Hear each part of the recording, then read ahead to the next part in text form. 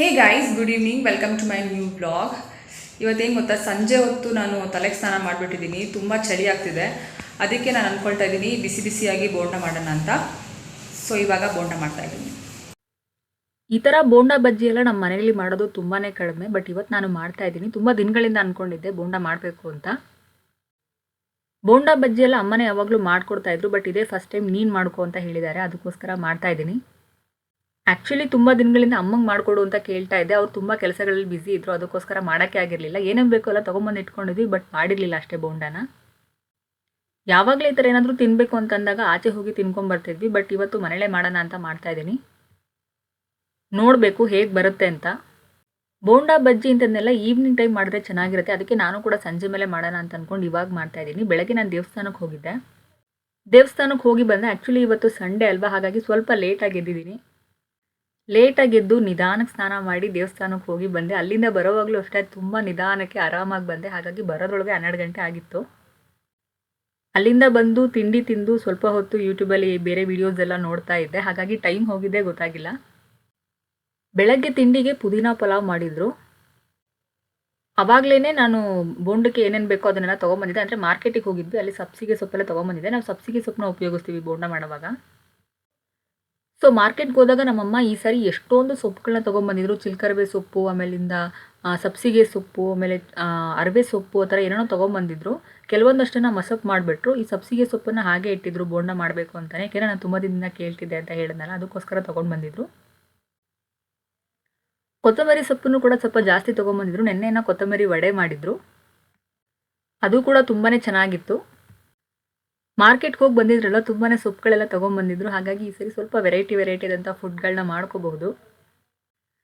ತರಕಾರಿಗಳೆಲ್ಲ ಏನು ಜಾಸ್ತಿ ತೊಗೊಂಬಂದಿಲ್ಲ. ಏನೇನು ಬೇಸಿಕ್ ಬೇಕೋ ಅದನ್ನು ಮಾತ್ರ ತೊಗೊಂಬಂದಿದ್ದಾರೆ. ಯಾಕಂದರೆ ತರಕಾರಿ ಬೆಲೆಗಳಂತೂ ಸಿಕ್ಕಾಪಟ್ಟೆ ಜಾಸ್ತಿ ಆಗೋಗ್ಬಿಟ್ಟಿದೆ. ಹಾಗಾಗಿ ಬರೀ ಟೊಮೆಟೊ, ಆಲೂಗಡ್ಡೆ ಆ ಥರ ಸ್ವಲ್ಪ ಸಣ್ಣ ಪುಟ್ಟ ಐಟಮ್ಗಳು ಮಾತ್ರ ತೊಗೊಂಡು ಬಂದಿದ್ದೀವಿ.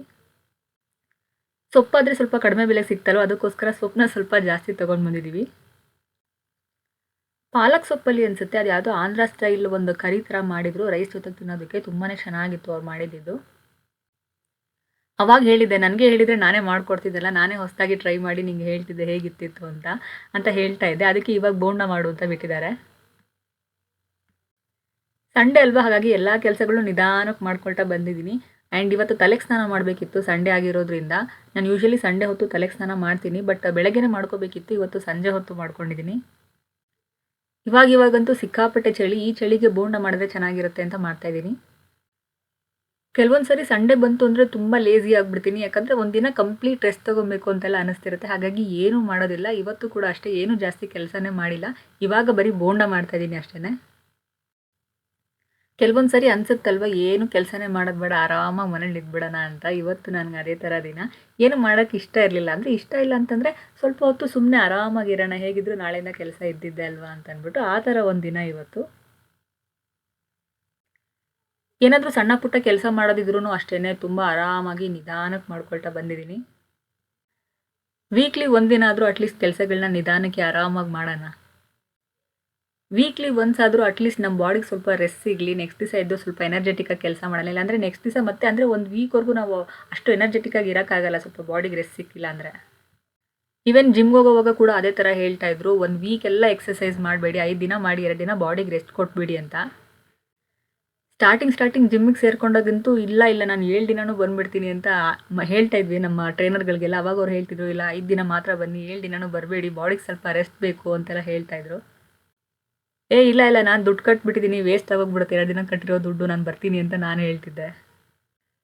ಸ್ಟಾರ್ಟಿಂಗ್ ಜಿಮ್ಮಿಗೆ ಹೋದಾಗ ಅದ್ರ ಬಗ್ಗೆ ಬೇಸಿಕ್ ನಾಲೆಡ್ಜ್ ಇಲ್ಲದಾಗ ಈ ಥರ ಎಲ್ಲ ಆಗುತ್ತೆ.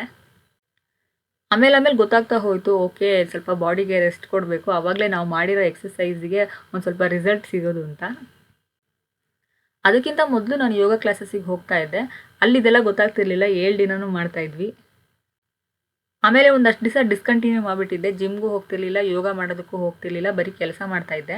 ಆಮೇಲೆ ಒಂದಿನ ಅನ್ನಿಸ್ತು, ಇಲ್ಲ ಸ್ವಲ್ಪ ದಪ್ಪ ಆಗಿಬಿಟ್ಟಿದ್ದೀನಿ ಅಂತ ಅನಿಸುತ್ತೆ, ಏನು ಎಕ್ಸಸೈಸ್ ಎಲ್ಲ ಮಾಡ್ತಾಯಿಲ್ಲ, ಹೆಲ್ತ್ ಹಿಂಗೆ ಆದರೆ ಹಾಳಾಗಿಬಿಡುತ್ತೆ ಅಂತ ಅಂದ್ಬಿಟ್ಟು ಜಿಮ್ಮಿಗೆ ಸೇರಿಕೊಂಡೆ. ಜಿಮ್ಮಿಗೆ ಸೇರ್ಕೊಂಡಾಗ ಇಂಥವೆಲ್ಲ ಜಾಸ್ತಿ ತಿಂತಾ ಇರಲಿಲ್ಲ, ಎಷ್ಟು ಬೇಕೋ ಅಷ್ಟು ತಿಂತಾಯಿದ್ದೆ. ಜಿಮ್ ಬಿಟ್ಬಿಟ್ಮೇಲೆ ಹೇಗಾಗುತ್ತೆ ಅಂದರೆ ಏನು ಸಿಕ್ಕಿದ್ರು ತಿನ್ನೋದೇ. ಇವಾಗ ಅದೇ ಥರ ಆಗಿದೆ. ಯೋಗ ಮಾಡೋವಾಗ ಇದೆಲ್ಲ ಏನೂ ಗೊತ್ತಾಗ್ತಿರ್ಲಿಲ್ಲ. ಏನು ಬೇಕೋ ಅದನ್ನೆಲ್ಲ ತಿನ್ಕೊಂಡು ಆರಾಮಾಗಿ ಯೋಗ ಮಾಡ್ಕೊಂಡಿರ್ತಿದ್ವಿ. ಯಾಕೆಂದರೆ 7 ದಿನನೂ ಮಾಡ್ತಿದ್ವಲ್ಲ ಯೋಗ. ಸೊ ಏನು ಪ್ರಾಬ್ಲಮ್ ಇರಲಿಲ್ಲ ಅವಾಗ. ಈ ಬೋಂಡ ತಿನ್ನೋ ಅಂಥ ಕತೆ ಯಾವಾಗ ಸ್ಟಾರ್ಟ್ ಆಯಿತು ಅಂದರೆ ನಮ್ಮ ಮನೆ ಎದುರುಗಡೆ ಒಬ್ಬರು ಪಕೋಡ ಅಂಗಡಿ ಸ್ಟಾರ್ಟ್ ಮಾಡಿದ್ರು. ಅವ್ರು ತುಂಬ ಚೆನ್ನಾಗಿ ಪಕೋಡ ಮಾಡ್ತಿದ್ರು, ಅಂದರೆ ಸೊಪ್ಪಿನ ಪಕೋಡ ಅಂತ ಮಾಡ್ತಿದ್ರು, ತುಂಬ ಚೆನ್ನಾಗಿ ಮಾಡ್ತಿದ್ರು.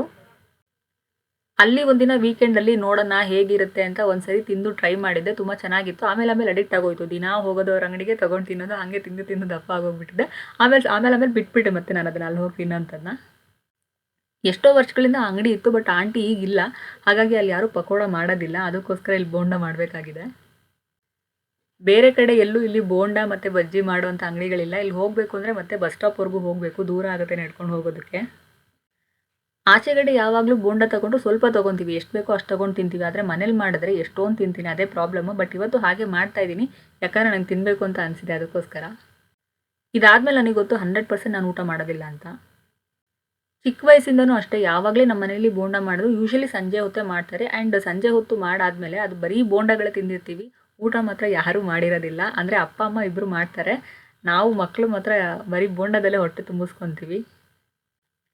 ಅದು ಅಲ್ಲದೆ ಚಿಕ್ಕವರಿರುವಾಗ ಒಂದು ಕಾಂಪಿಟೇಷನು, ಇವ್ರು ಅಷ್ಟು ತಿನ್ಬಿಡ್ತಾರೆ, ಇವ್ರು ಇಷ್ಟು ತಿನ್ಬಿಡ್ತಾರೆ, ನಮಗೆ ಬೋಂಡ ಸಿಗಲ್ವೇನೋ, ಇಲ್ಲಿರೋ ಅಂಥದ್ದೆಲ್ಲ ಟೆನ್ಷನ್ಗಳು. ಬಟ್ ಇವಾಗೆಲ್ಲ ಆ ಥರ ಇಲ್ಲ. ಒಂದು 4-5 ಮ್ಯಾಕ್ಸಿಮಮ್ ಒಂದು 5-6 ತಿನ್ನೋದ್ರೊಳಗೆ ಹೊಟ್ಟೆ ತುಂಬೋಗಿರುತ್ತೆ. ಅದಾದಮೇಲೆ ಅಲ್ಲಿ ಇಲ್ಲಿ ಒಂದು ಮೆಣಸಿನ್ಕಾಯಿ ಸಿಕ್ಕಿ ನಾಲ್ಗೆ ಎಲ್ಲ ಉರಿ ಹತ್ತಿರುತ್ತೆ, ಆಮೇಲೆ ನೀರು ಕುಡಿತೀವಿ, ಹೊಟ್ಟೆ ತುಂಬೋಗುತ್ತೆ. ಆವಾಗ ನಾನು ಊಟ ಮಾಡೋದಕ್ಕೆ ಹೋಗೋದಿಲ್ಲ. ಚಿಕ್ಕ ವಯಸ್ಸಲ್ಲಂತೂ ಬೋಂಡ ಮಾಡಿ ಪಕ್ಕದಲ್ಲಿ ಇಟ್ಟರೆ ಸಾಕು, ಒಂದಷ್ಟು ಬೋಂಡ ನಾವು ಎತ್ಕೊಂಡೋಗಿ ಬೇರೆ ಕಡೆ ಎಲ್ಲೋ ಒಂದು ಸೀಕ್ರೆಟಾಗಿ ಎತ್ತಿಟ್ಕೊಂಡಿರ್ತಿದ್ವಿ. ಅದನ್ನು ಬೆಳಗ್ಗೆ ತಿಂಡಿ ತಿನ್ನೋವಾಗ ತಿಂತಾಯಿದ್ವಿ ತಿಂಡಿ ಜೊತೆಗೆ.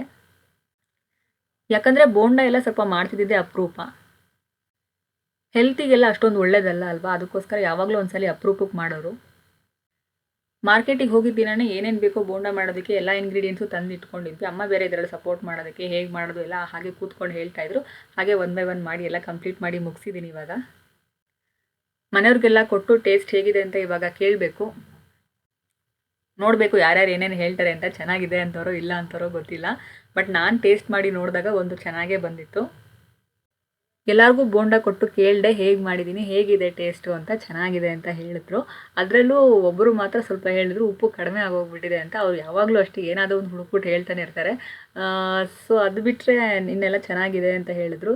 ಆ್ಯಂಡ್ ತಿಂದರು ಕೂಡ, ಎಂಜಾಯ್ ಮಾಡಿದರು ನಾನು ಮಾಡಿದಂಥ ಬೋಂಡನ. ಆ್ಯಂಡ್ ತುಂಬ ದಿನಗಳಿಂದ ನಾನು ಆಸೆ ಇಟ್ಕೊಂಡಿದ್ದೆ ಬೋಂಡ ತಿನ್ನಬೇಕು ಅಂತ, ಅದು ಇವತ್ತು ಈಡೇರಿಬಿಟ್ಟಿದೆ. ಅಂತ ಏನು ದೊಡ್ಡ ಆಸೆ ಅಲ್ಲ, ಆಚೆ ಹೋಗಿ ತೊಗೋಬೋದಿತ್ತು, ಬಟ್ ನಾನು ಮನೇಲಿ ಮಾಡಿದ್ದೀನಲ್ಲ ಅದೇನೋ ಒಂಥರ ಸ್ಪೆಷಲ್. ಕೆಲಸಗಳ ಮಧ್ಯದಲ್ಲಿ ಸ್ವಲ್ಪ ಈ ಥರ ಬೇರೆ ಏನಾದರೂ ಒಂದು ಆ್ಯಕ್ಟಿವಿಟಿ ಮಾಡೋದು, ಅಟ್ಲೀಸ್ಟ್ ಕುಕ್ಕಿಂಗ್ ಆದರೂ ಮಾಡಿದ್ದು ಏನೋ ಒಂಥರ ರಿಲ್ಯಾಕ್ಸ್. ಇವತ್ತಿಗೆ ಈ ವ್ಲಾಗ್ನ ಇಲ್ಲೇ ಮುಗಿಸ್ತಾ ಇದ್ದೀನಿ. ನಿಮ್ಗೇನಾದರೂ ಈ ವಿಡಿಯೋ ಇಷ್ಟ ಆಗಿದೆ ದಯವಿಟ್ಟು ಲೈಕ್ ಮಾಡಿ, ಶೇರ್ ಮಾಡಿ ಮತ್ತು ನನ್ನ ಚಾನಲ್ನ ಸಬ್ಸ್ಕ್ರೈಬ್ ಮಾಡಿ. Thank you so much for watching.